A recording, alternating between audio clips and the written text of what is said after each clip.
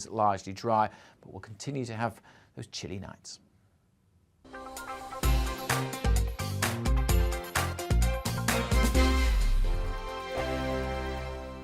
Hello, I'm Michelle Dewberry and you can join me every weekday 6 till 7 on Jubes and Kerr. Me and my panel will get stuck right into the day's events, and I can tell you, in fact, I can warn you, expect some robust debates, some strong opinions and perspectives from both sides of the fence. It's about you at home as well. I love to read out all of your comments, or at least as many as I can. So join me, Michelle Dewberry, Monday to Friday, 6 till 7 on Jubes and Kerr. On radio, they call it the drive time slot, 4 p.m. until 6 p.m.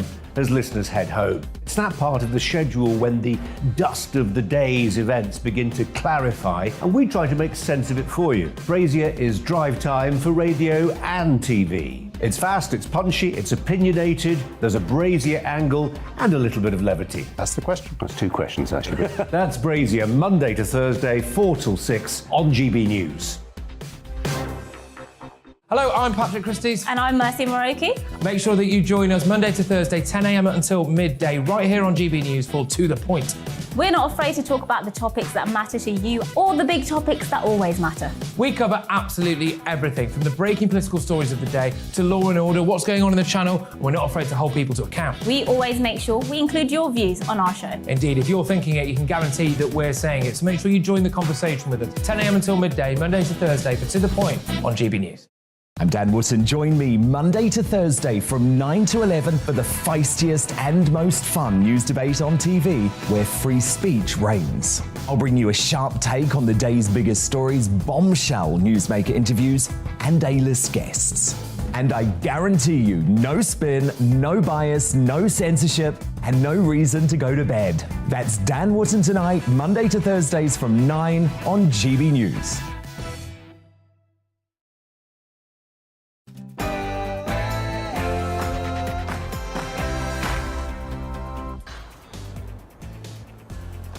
A very good afternoon and welcome to the Briefing PM here on GB News, an hour of the latest political news debate and analysis. I'm Darren McCaffrey and we're live from Paris following yesterday's French presidential election. This is what's coming up between now and 4 o'clock. We'll have all the latest as Emmanuel Macron becomes the first French president to be re-elected in 2 decades. It comes though as Marine Le Pen manages to secure over 40% of the vote. What does it mean for France?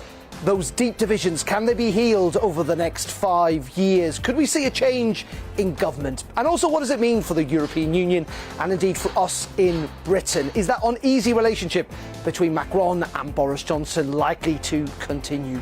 Plus, also in the next hour, with the latest from Westminster as well, not least of all that controversy surrounding Angela Rayner and the article in the Mail on Sunday. In the last couple of minutes, the Speaker of the Commons is going to call in the head of the press journalism lobby at Westminster and the political editor of the Mail on Sunday to explain what has happened. We'll be discussing that issue too. And as always, do get in touch. You can email me at gbviews@gbnews.uk, or you can tweet me at GBNews. We're live from Paris, here in France, for the next hour. But first, at the top of the hour, it's over to London for the very latest news headlines.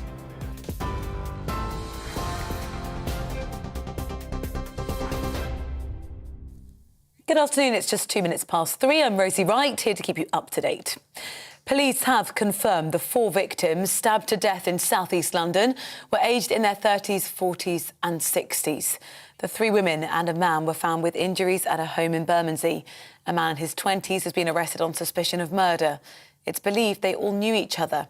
The niece of one of the victims has paid tribute to her aunt, saying she didn't deserve to die. Chief Superintendent Colin Wingrove described the incident as deeply shocking. In the early hours of this morning, following a call from neighbours, officers forced entry into a house here in Delaford Road. Inside the house, they made a dreadful discovery of 4 people who had been stabbed.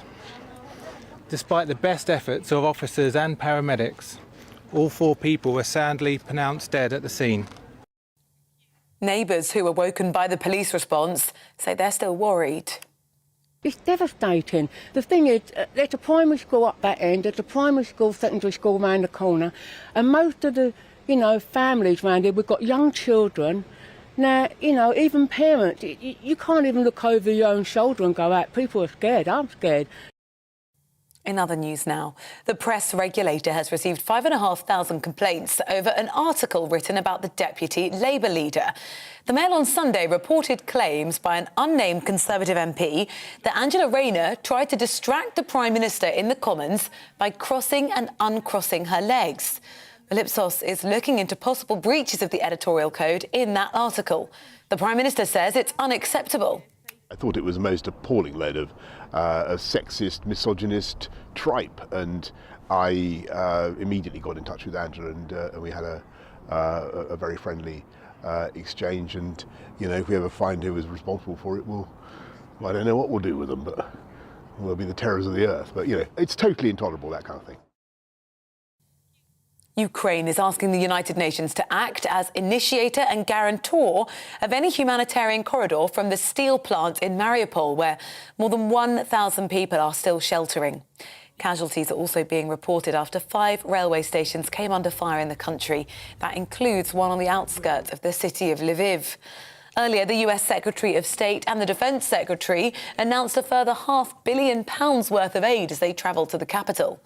Well, Blinken says there's evidence the battle for the capital, Kyiv, has been won, and the US will now carefully decide when to reopen its embassy.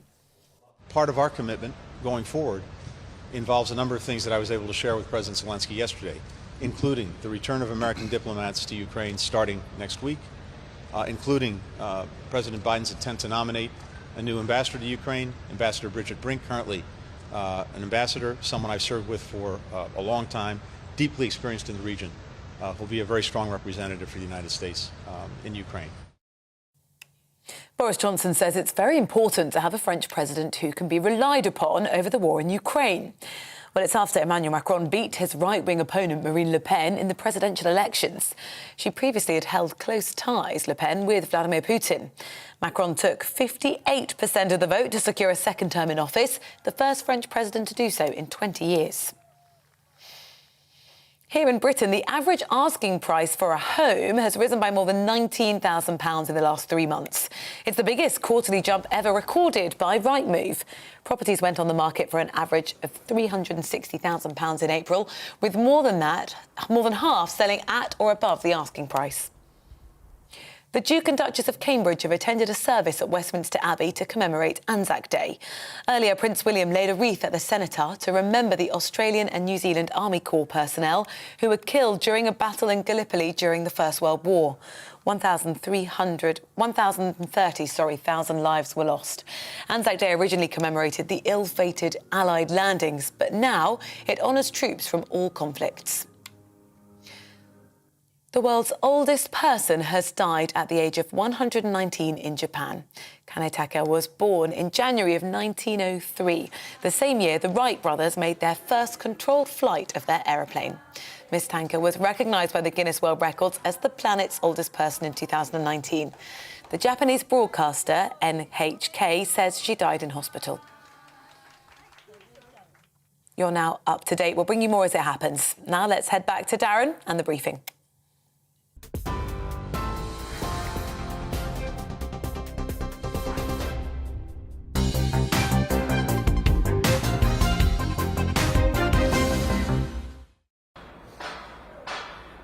Thank you very much indeed, Rosie. It is 7 minutes past 3 o'clock in London, 7 minutes past 4. We're live here in Paris on TV, online and on your DAB digital radios. Thank you very much indeed for your company on this Monday afternoon as we broadcast from France. It follows yesterday's presidential election, as you just heard in the news bulletin, in which Emmanuel Macron rather comfortably managed to win re-election, securing 58% of the vote. But Marine Le Pen did win over 40% of the vote. That is the highest she's ever achieved in her 3 attempts to get into the Élysée Palace. Last night I was just across the river next to the Eiffel Tower where Emmanuel Macron's supporters had gathered.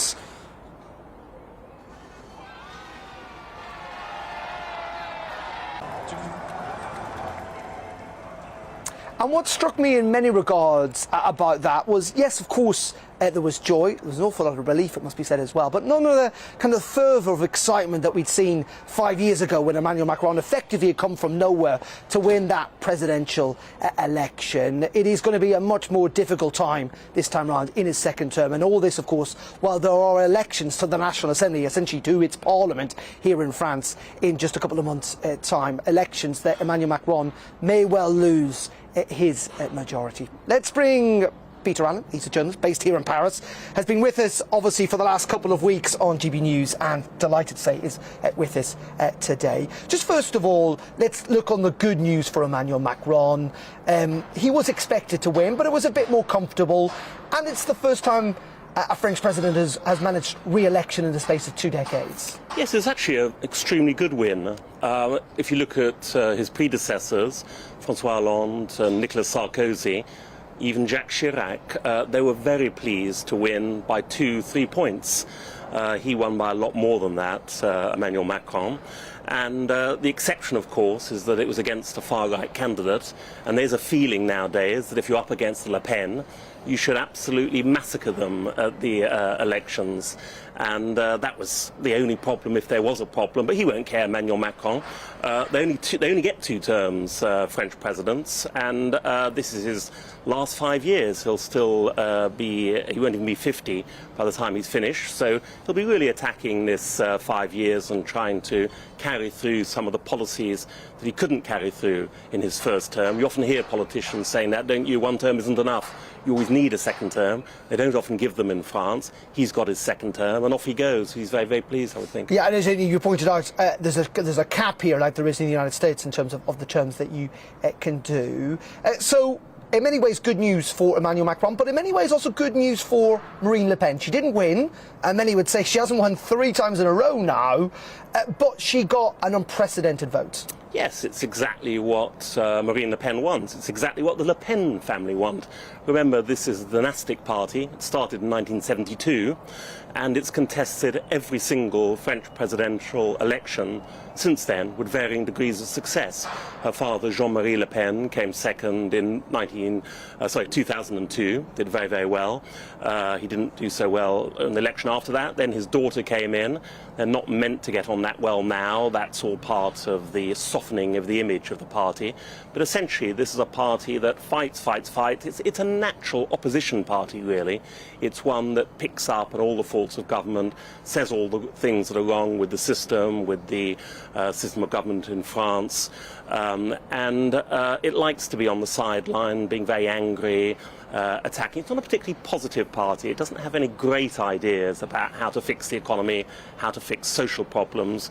It's all about anger, really. And in that sense, Marine Le Pen will be very, very pleased. She'll carry on. I'm certain she'll be contesting. Which is quite extraordinary in terms of political gravity, that you lose 3 elections and still determined to carry on. But you're right in saying that she's tapped into, hasn't she, that kind of sense of detachment from kind of a changing France. And that's why Emmanuel Macron's got real difficulties. He said last night he's going to be the president for all of France.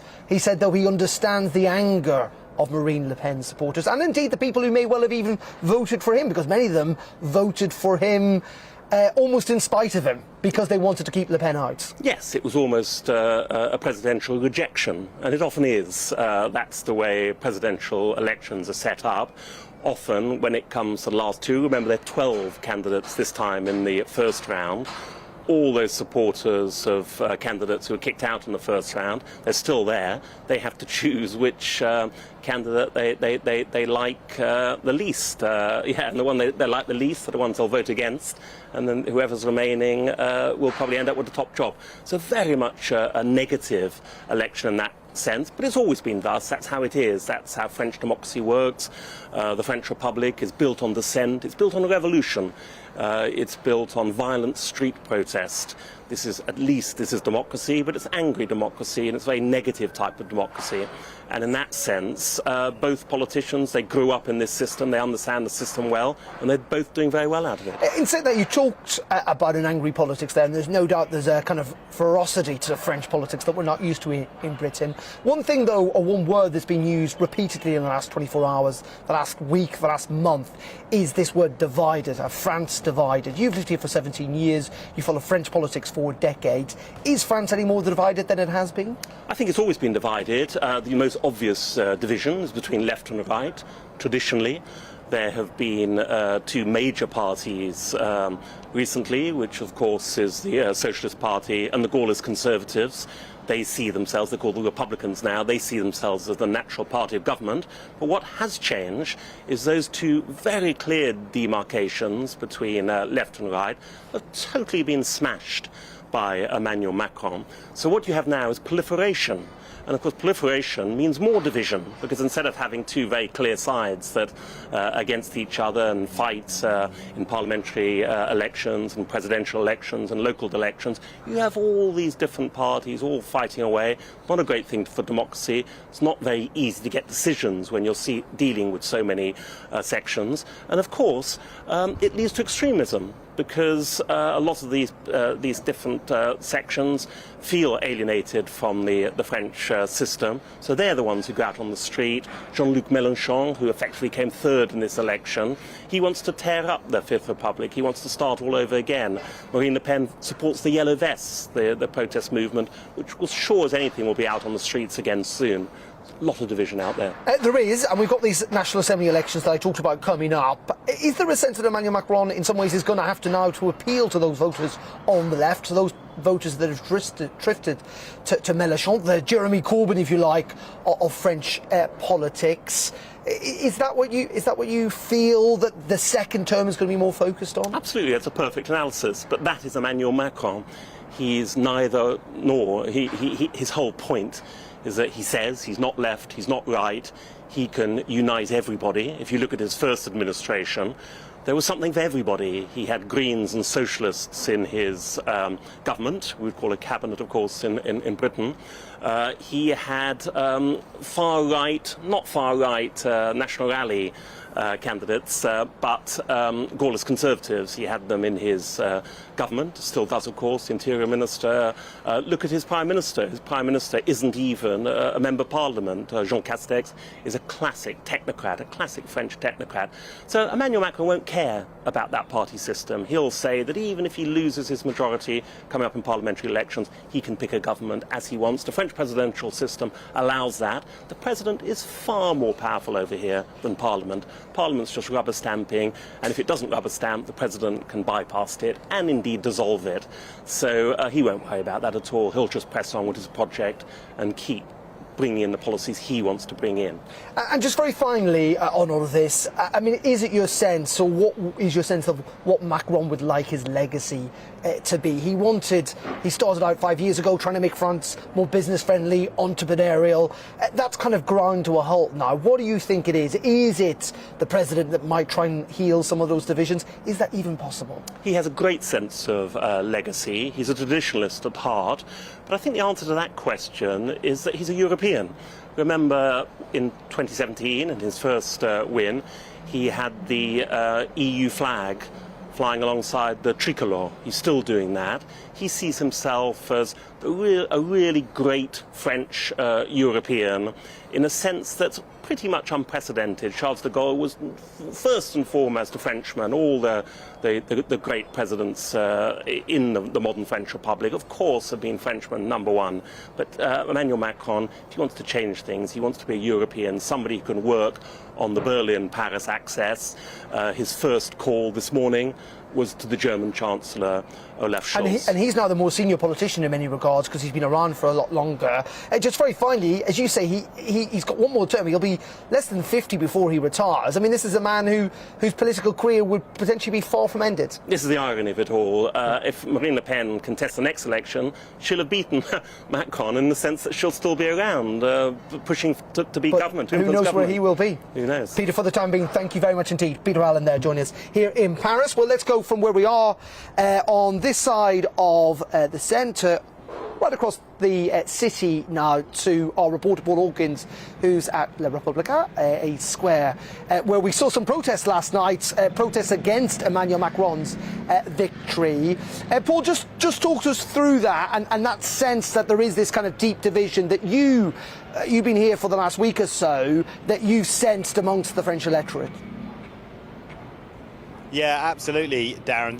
Here last night, I mean, we're not going to over-egg this. There weren't enormous riots, but there was some unrest. Each exit on this square, if we just pan around here, each exit on this square was cordoned off by police, and there's graffiti. There's some graffiti up there that says, well, you can probably have a guess what it says, but the bottom word says Macron. And then this square was full of people, police on every exit, riot vans, there were police on motorbikes, there was bottles being thrown, there was a lot of unrest.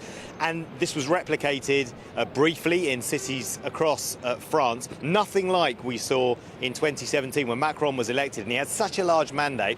And because he was the new boy to politics, because he had no political experience, and he came from a new party, he was shaking things up, and he promised, a revolution, and to fight for social justice, to be economically better for France. And so a lot of people gave him a lot of chance. There was a lot of hope there.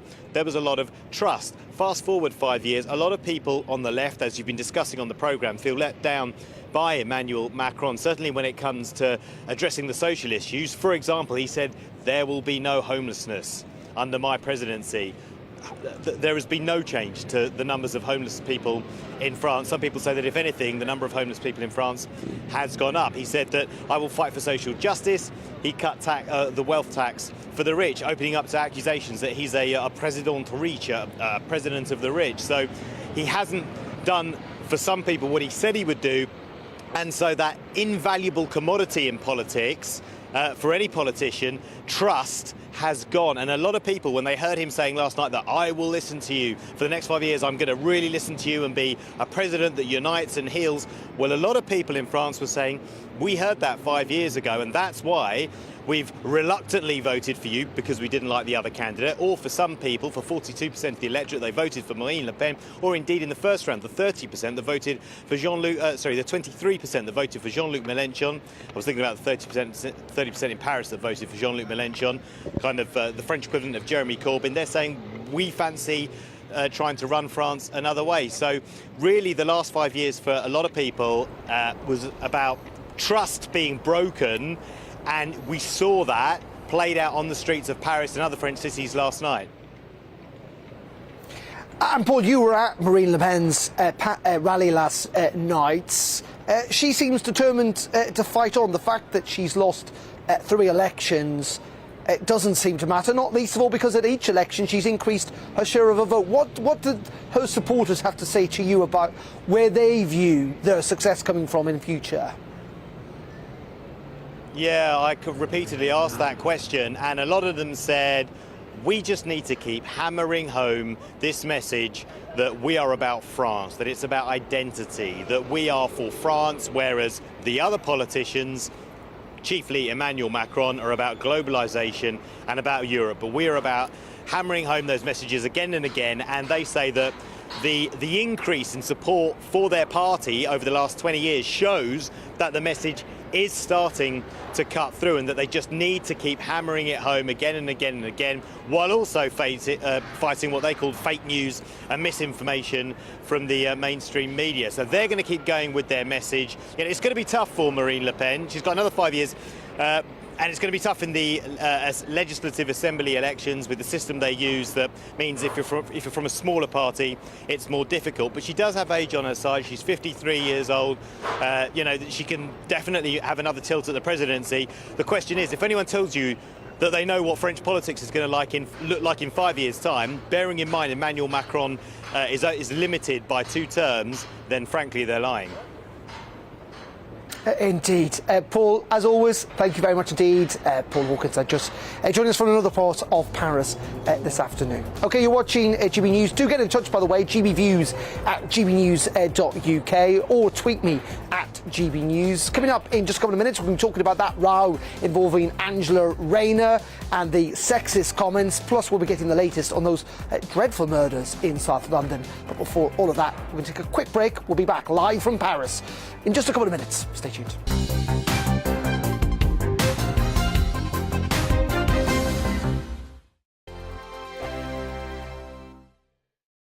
Hello, I'm Michelle Dewberry, and you can join me every weekday 6 till 7 on Jubes and Kerr. Me and my panel will get stuck right into the day's events, And I can tell you, in fact, I can warn you, expect some robust debate, some strong opinions and perspectives from both sides of the fence. It's about you at home as well. I love to read out all of your comments, or at least as many as I can. So join me, Michelle Dewberry, Monday to Friday, 6 till 7 on Jubes & Co. On radio, they call it the drive time slot, 4 p.m. until 6 p.m. as listeners head home. It's that part of the schedule when the dust of the day's events begin to clarify, and we try to make sense of it for you. Brazier is drive time for radio and TV. It's fast, it's punchy, it's opinionated, there's a Brazier angle and a little bit of levity. That's the question. That's two questions, actually. That's Brazier, Monday to Thursday, 4 till 6 on GB News. Hello, I'm Patrick Christie's. And I'm Mercy Moroki. Make sure that you join us Monday to Thursday, 10 a.m. until midday, right here on GB News for To The Point. We're not afraid to talk about the topics that matter to you or the big topics that always matter. We cover absolutely everything, from the breaking political stories of the day to law and order, what's going on in the channel. We're not afraid to hold people to account. We always make sure we include your views on our show. Indeed, if you're thinking it, you can guarantee that we're saying it. So make sure you join the conversation with us, 10 a.m. until midday, Monday to Thursday for To The Point on GB News. I'm Dan Wootton. Join me Monday to Thursday from 9 to 11 for the feistiest and most fun news debate on TV, where free speech reigns. I'll bring you a sharp take on the day's biggest stories, bombshell newsmaker interviews, and A-list guests. And I guarantee you, no spin, no bias, no censorship, and no reason to go to bed. That's Dan Wootton tonight, Monday to Thursdays from 9 on GB News. Where would you like to go? Just take me to the studio, please, Matt. You know where you're going. I've got a show to do. Friday Night Feast on GB News, 7 p.m. And it's like nothing you've ever seen before. We take a different angle on the week's biggest news stories. The viewers and listeners set me some absolutely mad challenges to do. We tried to rehome a rescue dog. And yes, there's some other wacky stuff in there as well. I feel like I could take on the world. Well, that's that. Friday Night Feast with me, Patrick Christie's, every Friday, 7 till 9 p.m. on GB News. Be there. Every night at 11 on GB News, we bring you the next day's stories the day before. It's basically like time travel. If it's a big story, we'll cover it, guaranteed. But we'll also have some fun along the way. Big opinions, big laughs. Sometimes big hair. This is Headliners, the paper review show that won't send you to sleep like the others will. 11 p.m, 7 nights a week. Join us.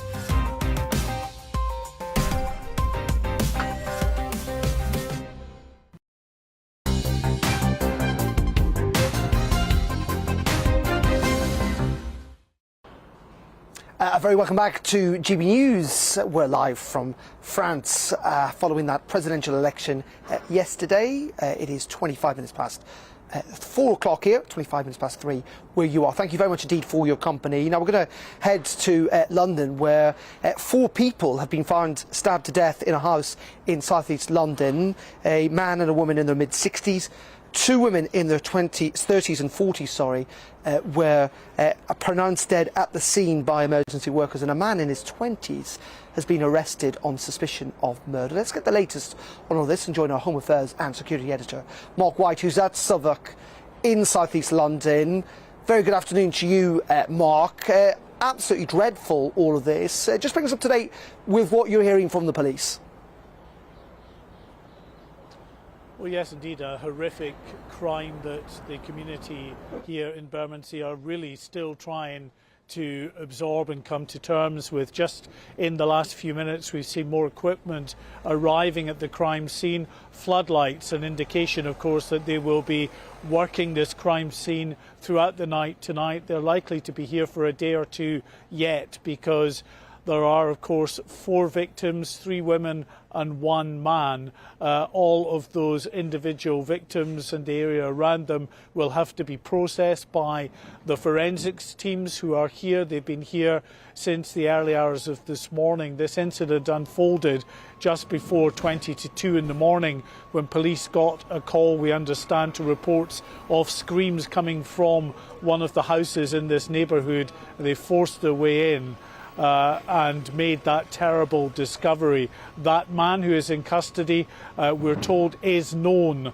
to those who are now victims of this attack. This is what Chief Superintendent Colin Wingrove told us a little earlier. In the early hours of this morning, following a call from neighbours, officers forced entry into a house here in Delaford Road. Inside the house, they made a dreadful discovery of 4 people who had been stabbed. Despite the best efforts of officers and paramedics, all 4 people were sadly pronounced dead at the scene.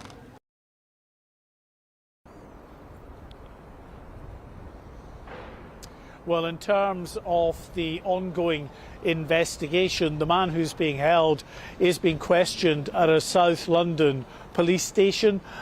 We, throughout the day, have seen many neighbours from the local area coming up to ask us really what we know. We know no more than them, really. As I say, the family that were here, we were told by one woman that it was her aunt and uncle and the aunt and uncle's daughter. We don't know who the 4th victim is, but she was rather distraught, understandably, at the events which have unfolded. We also spoke to another local resident, Anne Burkett, who gave us her reaction.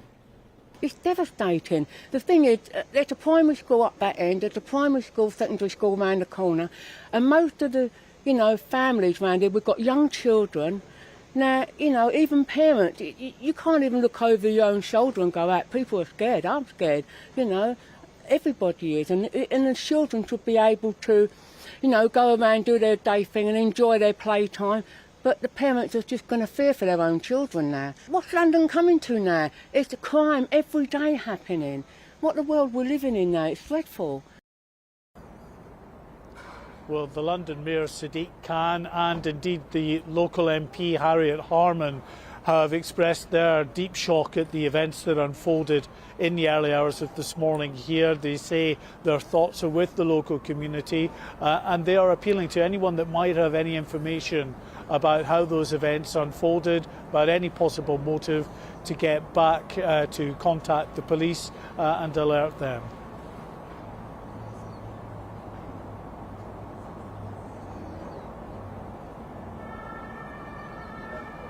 Thank you very much indeed, Mark White, there, a Home Affairs and Security Editor, joining us from Southwark in South East London with the latest on those murders. OK, you're watching GB News. It is at 4:30 here in France.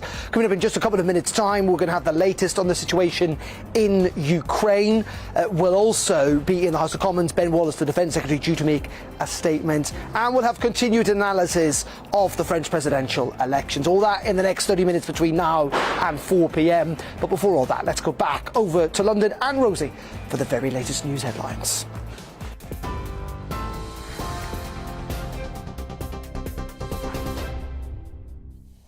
Good afternoon, it is 3:31. I'm Rosie Wright, here to keep you up to date on GB News. Police say 4 victims stabbed to death in South East London were a man and woman in their 60s and 2 women in their 30s and 40s. They were discovered by officers at a property in Bermondsey in the early hours of the morning. A man in his late 20s has been arrested on suspicion of murder. The press regulator has received 5,500 complaints over an article about the deputy Labour leader. The Mail on Sunday reported claims by an unnamed Conservative MP that Angela Rayner tried to distract Boris Johnson in the Commons by crossing and uncrossing her legs. Well, Ipsos is looking into possible breaches of the editorial code in the article. Boris Johnson says it's very important to have a French president who can be relied upon over the war in Ukraine. It's after Emmanuel Macron beat his right-wing opponent Marine Le Pen in the presidential elections. Le Pen has previously held close ties with Vladimir Putin. Prince William has laid a wreath at the Cenotaph to remember the Australian and New Zealand Army Corps personnel who were killed during a battle in Gallipoli during the First World War. 130,000 lives were lost. Anzac Day originally commemorated the ill-fated Allied landings. Today, it honours troops from all conflicts. You're up to date on GB News. As soon as we hear from the Defence Secretary, we'll bring that to you here on GB News. Then we'll head back to...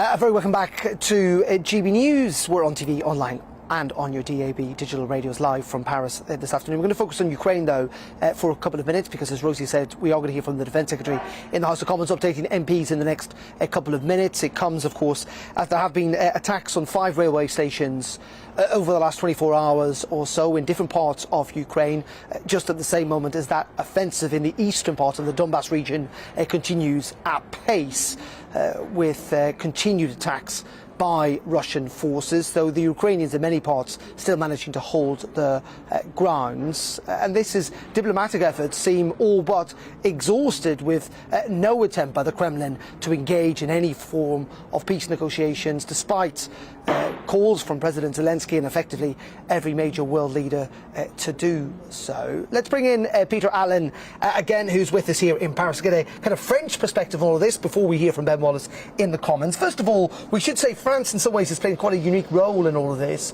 Not only are they in charge of the EU presidency at the moment, but Emmanuel Macron has essentially been the kind of red telephone line, if you like, to the Kremlin over the last couple of months. Very much so. It all goes back to 2014, when there was a process called the Normandy format, which was effectively France and Germany working with the Ukrainians and the Russians to try and deal with the situation in eastern Ukraine.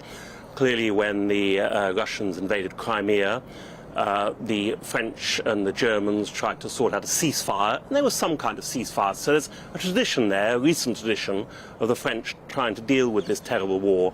Emmanuel Macron inherited all that in 2017 when he won his first term, and he took it so seriously that he felt that he should become some kind of a friend almost to Vladimir Putin in Russia. They met constantly, and of course, as we saw just in the lead up to war, they were speaking pretty much every day for hours. Even when the war started, that was happening. But what's happened now is Emmanuel Macron thinks that's just not working anymore. He views Vladimir Putin as some kind of war criminal, somebody who's prosecuting a really disgusting, vile war, not keeping to the rules of the Geneva Convention and the like. And in that sense, diplomacy has broken down. So yes, he did see himself as a pivotal figure. At one stage, he saw himself as a peacemaker who might be able to end it all. I think that those days are over now. OK, Peter, for the topics, stay with you all. Thank you very much for that. Let's bring in Kira Ruddock. She is a Ukrainian MP who joins us on the programme very often, joins us down the line from Ukraine. Kira, thank you, as always, for joining us here on GB News. Just first of all, bring us up to date with these various attacks. We're going to pause, actually. Sorry, Kira, we've done this before. We're going to do it again. We're just going to cross now over to the House of Commons and hear from the Defence Secretary, Ben Wallace. Do stay there, we'll come back to you, but let's listen to the Defence Secretary, who's just our assessment that MPs approximately 15,000 Russian personnel have been killed during their offensive. Alongside the death toll or the equipment losses, and in total, a number of sources suggest that to date, over 2,000 armoured vehicles have been destroyed or captured. This includes at least 530 tanks, 530 armoured personnel carriers, and 560 infantry fighting vehicles. Russia has also lost over 60 helicopters and fighter jets. The offensive that was supposed to take a maximum of a week has now taken weeks. Last week, Russia admitted that the Slava-class cruiser Moskva has sunk, the second key naval asset that they have lost since invading, significantly weakening their ability to bring their maritime assets to bear from the Black Sea. As I said, Mr. Speaker, in my last statement, Russia has so far failed in nearly every one of its objectives. In recognition of this failure, the Russian High Command has regrouped, reinforced and changed focus to securing Donetsk and Luhansk Oblast. A failure of the Russian Ministry of Defense commander control at all levels has meant they have now appointed one overall commander, General Dvornikov. At the start of this conflict, Russia had committed over 120 battalion tactical groups, approximately 65% of its entire ground combat strength. As of now, we assess that around over 25% of these have been rendered not combat effective. Ukraine, Mr. Speaker, is an inspiration to us all. Their brave people have never stopped fighting for their lands. They have endured indiscriminate bombardment, war crimes, and overwhelming military aggression. But they have stood firm, galvanised the international community, and beaten back the army of Russia in the north and the northeast. We anticipate that this next phase of the invasion will be an attempt by Russia to occupy further the Donbass and connect via Mariupol the Crimea. And so it is urgent that we in the international community ensure Ukraine gets the aid and weapons it so much needs. As Defence Secretary, I have ensured that of each step of the way, the UK's support is tailored to the anticipated actions of Russia. To date, we have provided more than 5,000 anti-tank missiles, 5 air defence systems with more than 100 missiles, 1,360 anti-structural munitions, 4.5 tonnes of plastic explosives. And in response to indiscriminate bombing from the air and escalation by President Putin's forces on the 9th of March, I announced the UK would supply Starstreak high-velocity and low-velocity anti-air missiles. I'm able to now report to the House that these have been in theatre for over 3 weeks and have been deployed and used by Ukrainian forces to defend themselves and their territory. Over recess, my ministerial team, Mr. Speaker, hosted a Ukrainian government delegation at Salisbury Plain training area to explore further equipment options. This was quickly followed by the Prime Minister announcing a further £100 million worth of high-grade military equipment, 120 armoured vehicles, sourcing anti-ship missiles and high-tech loitering munitions for precision strikes. But as we can see from Ukrainians' requests, more still needs to be done. So for that reason, I can now announce to the House that we shall be gifting a small number of armoured vehicles fitted with launchers for those anti-air missiles. These Stormer vehicles will give Ukraine forces enhanced short-range anti-air capabilities both day and night. Since my last statement, more countries have answered the There we go, that's the Defence Secretary, Ben Wallace, spelling out some of the military equipment Britain is supplying to Ukraine at the moment. Also talking about how the offences are going, saying that some 15,000 Russian personnel have been killed during this war, and some 2,000 armoured vehicles have been destroyed, but that the Russian High Command has regrouped and reinforced and changed its focus, but that the UK is supplying more and more weapons to help the Ukrainians' defence. Well, we were just about to talk to, weren't we, Kira Ruddock, Ukrainian MP, just before we got interrupted to go to Ben Wallace. Let's go back to Kira now. Apologies for that. Thank you again, though, for joining us. I was just going to get you to give us a sense of what the situation is there on the ground, because we've seen these various attacks, mainly on railway stations in different parts of the country over the last 24 hours or so. Hello, thank you so much for having me.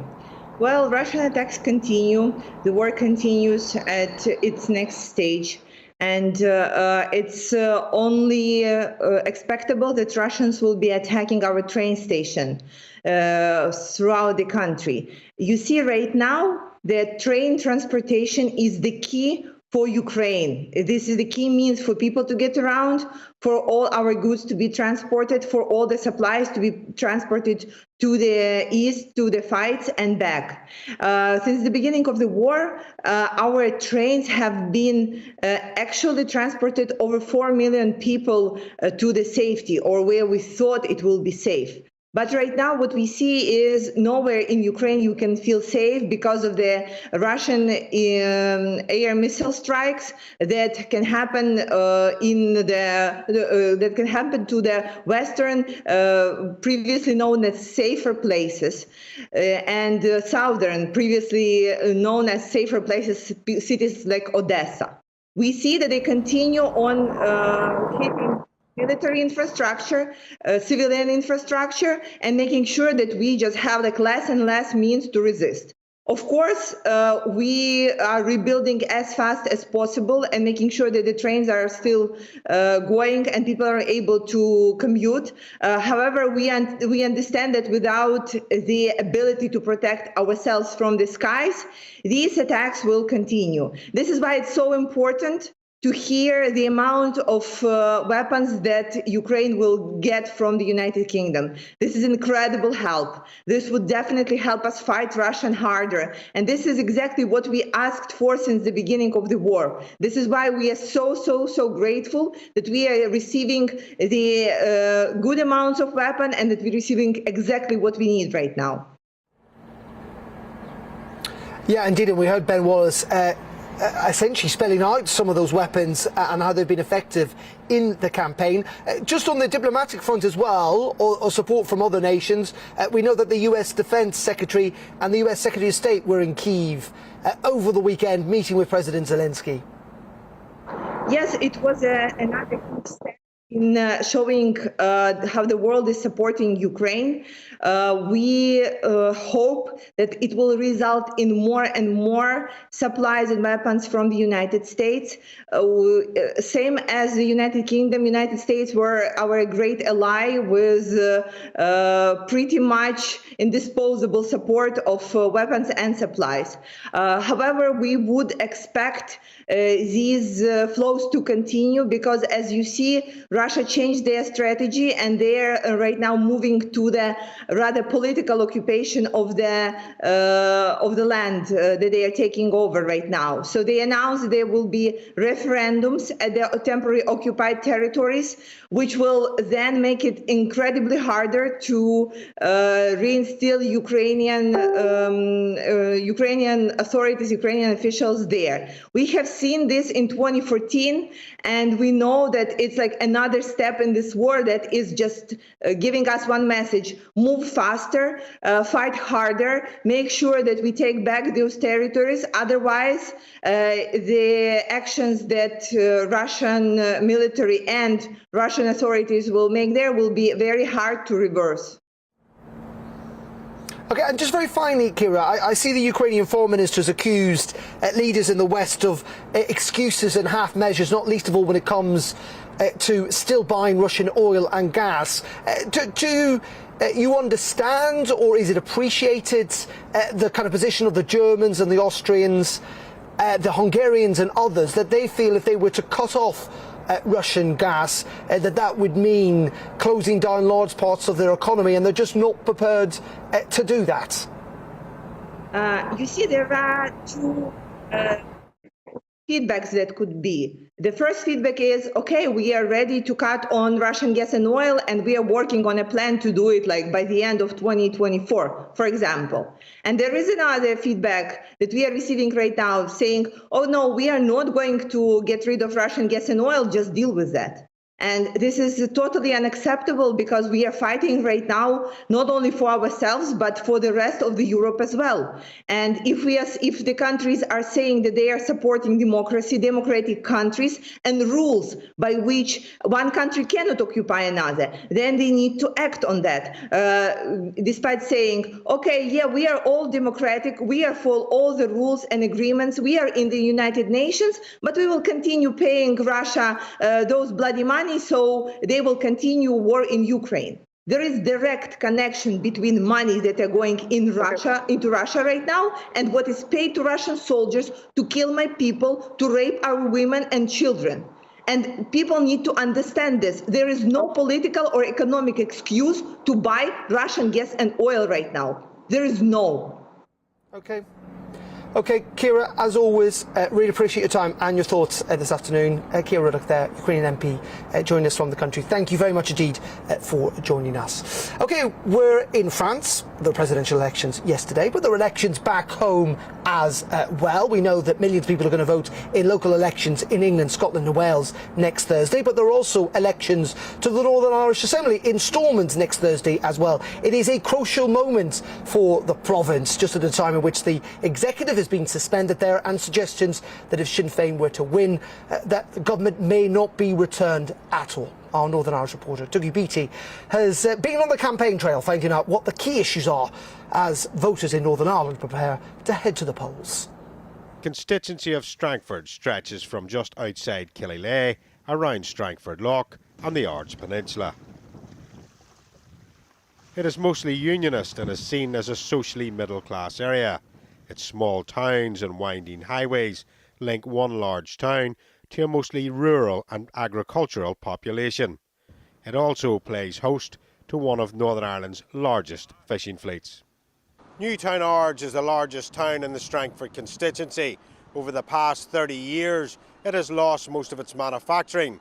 It has the same social and economic problems as most UK towns.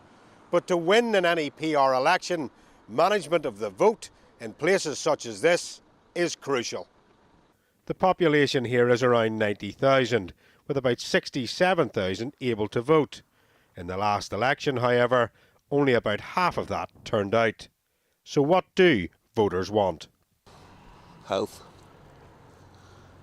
Plain and simple, health. Don't like going off your own agenda, like just be honest with people. Sort out the fuel crisis and sort out just the cost of living, get us all back onto an even keel again. Education, health and environment. Getting the health service sorted out. 56,000 people in Strangford are between the ages of 16 and 64, and family ties are strong here. But the young traditionally will vote for the more liberal parties. The DUP currently hold 3 seats, the UUP and the Alliance 1 apiece. With the TUV running a candidate and the SDLP polling very well the last time out, this constituency will be one to watch. Dougie Beattie, GB News, Strangford. And we'll have full coverage of the local elections coming up next week here on GB News, and I'll also be in Northern Ireland for those results the weekend after next. But let's return to the French elections and the impact they may well have on us in the UK. Will another term of Emmanuel Macron at the Élysée Palace mean continued strained relations with Boris Johnson in Downing Street? Let's speak to Stephen Grab, Conservative MP, but also the chair of the All-Parliamentary Group for France, who joined us from Westminster. Stephen, thank you very much indeed for joining us. Am I right in suggesting that relations have been pretty strained between Boris Johnson and Emmanuel Macron? They're very different politicians in many ways. They are very different politicians, and you're right to say that the relationship has been a challenging and difficult one over the last couple of years. And I think if you speak privately to diplomats, both on the French side and on the British side, they would tell you just how challenging and difficult it's been at key moments. So my hope is that with the re-election of President Macron, maybe there's a fresh opportunity for warming up that relationship. But I wouldn't count any chickens about that, because I think the political dynamics for both sides, for both leaders, are such that standoffs and challenges between the two countries help them in a bizarre way. But when you step back and look at it from the perspectives of the key issues that we face across the Channel, in terms of migrants, in terms of managing our borders, the defence and security relationship with France, there are lots and lots of good reasons why Boris Johnson and Emmanuel Macron need to roll up their sleeves, get round a table and start making the bilateral relationship work. There was talk in the last week or so about a new kind of entente cordiale, if you like, between the UK and France. The French seem to dismiss that, saying that we're not totally focused on what Britain's doing right now. How much do you think Brexit has a part to play in this, where Emmanuel Macron, who's clearly not a fan of Brexit, is still determined in many ways to exclude the UK, if you like, simply as a form of punishment, maybe? Yeah, Brexit, no question about it. Brexit has been a big factor. President Macron has almost tried to define himself and define his presidency as the very opposite of Brexit, and he's gone about that in a very self-conscious way. I'm not sure I would go as far to say that he's been wanting to punish Britain, but he's certainly, at time and time again, made a key point of standing strong on us and being seen to talk tough on this. He's also tried to define himself against Le Pen, being very much strong in terms of being pro-European, standing up for fishing rights as well. And now with this election out the way, there may be an opportunity for a bit more of a pragmatic sounding President Macron. But as I said a few moments ago, there's still a long way to go for that to happen, I think. And Stephen, how do you mend those relationships? Because the perfect example you've talked about is immigration. Of course, those people crossing the Channel, putting their lives at risk almost essentially every day. There have been attempts at deal. There's been money spent, but it doesn't seem to be working. How do you amend that? What would you suggest Boris Johnson and Emmanuel Macron need to do to kind of build bridges, if you like? So behind the scene on all of these issues, the migrant crossings, defence, trade, there's been a lot of work going on behind the scenes between officials, civil servants, between both governments. But to really get the most out of the relationship and to really tackle some of these big ticket issues, you do need the principals, the two leaders, President Macron and Prime Minister Johnson, to actually get together, have some personal contact. So that's the first thing that I would emphasise, is that the last time the two had a summit, just the two of them, was June 2020. It's long overdue, I would suggest, for the two of them to get together, get round a table and talk in private. I'd also suggest that some of the language needs to change. So President Macron, for example, at the end of last year, referring to Prime Minister Johnson as a clown wasn't at all helpful. Similarly, some of the phrasing that Boris has used himself hasn't gone down well on the French side. So taking a bit more care around vocabulary and language, I think, would help. But also being willing to deal with issues at a more pragmatic level rather than a strong ideological level, whether that's Macron and his pro-Europeanism, whether that's on our side with some of the issues that we're tackling around Brexit. That sense of pragmatism, I would suggest, is what we need in this relationship.